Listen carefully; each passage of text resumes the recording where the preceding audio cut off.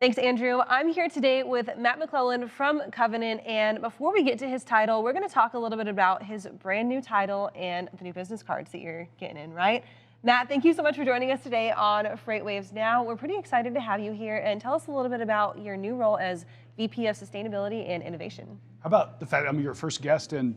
First guest in studio. I know, that's awesome. And we just got rid of all of our masks and we're back to like regularly having guests here. I'm super excited about it and we're glad that you could join us to be our first guest. Yeah, thanks. VP of Sustainability Innovation is a new role for our organization. You know, a lot of carriers are starting to develop roles. JB Hunt, Craig Harper, fantastic guy, Chief Sustainability Officer. Most of the carriers are starting to develop these roles. Sustainability innovation is something we've always been interested in, something we've always practiced, but never really formalized. And so it's my job to sort of bring those efforts together. Very exciting. Mm-hmm. And so we just came off of our FreightWaves Live at Home event, but we had an event a couple months ago that was all about net neutrality and kind of moving towards a more carbon neutral world. Talk to me a little bit about your guys' goals at Covenant and what that sustainability initiative looks like, maybe building from the ground up. Gosh, so many ways to answer that. Sustainability is, in a lot of ways to define it.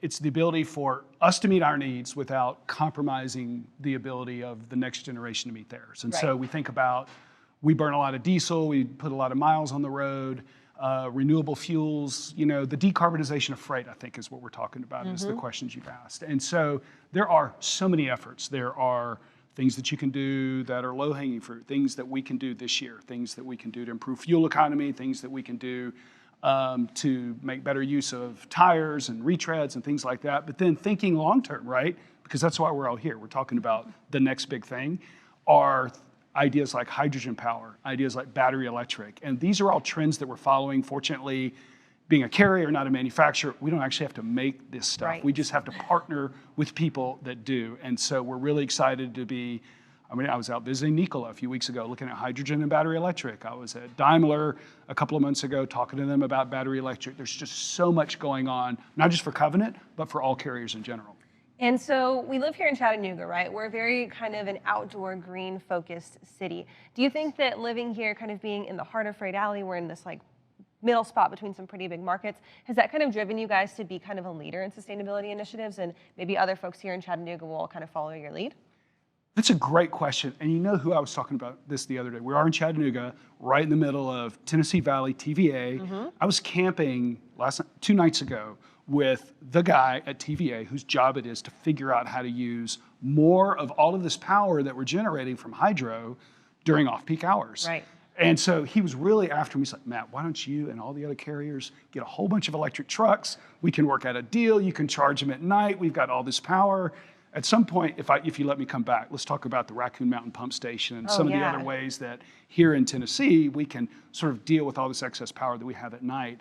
But there is a lot going on here in the region. As a long-haul carrier, we have to think more than just what's going on here. We have to think about what's going on across the country. But here in the Tennessee Valley, we're sitting on a lot of electricity, and we would really like to figure out more creative ways to use it. So we kind of have that infrastructure built in here because we are more of kind of a sustainability-focused, forward-thinking city. But you're right, looking out across the country, not all of those places have some of those infrastructures to support those sustainability initiatives. What do you think are some of those big things that need to really change to make not only a more sustainable local region, but a country as a whole? So you have to answer that question thinking of we're a long-haul carrier, other people are more last-mile carriers. So that question's different. So for us, the answer is we have to figure out how to get charging stations or hydrogen or whatever the fuel is available across a lane all over the United States. If you're concentrated here in the Chattanooga region, it just needs to be readily available here in the area.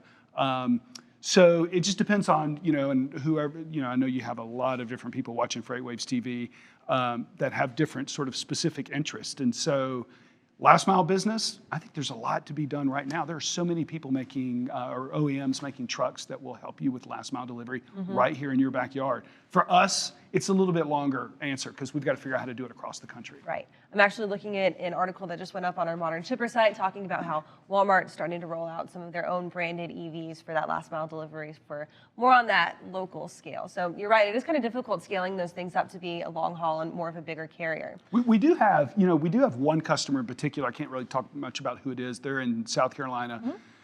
They are really interested in us introducing a Class 8 day cab into their duty cycle. So it's a perfect use case. It's about 100 miles a day. It would be perfect for a battery electric truck. They have charging stations on site already. You know, some of the challenges is just finding one, being able to talk about how rate changes are going to increase because these things are more expensive and we have to figure out a way to share those costs. And so it's really a complicated model, one that we want to go ahead and get involved with in this year so we can start figuring some of that stuff out. So that's kind of something that people don't typically think about when they think about these sustainability initiatives, is they can talk about, we want to go completely carbon neutral in the next 5 years, but mitigating that cost into your operating budget is really, really tough.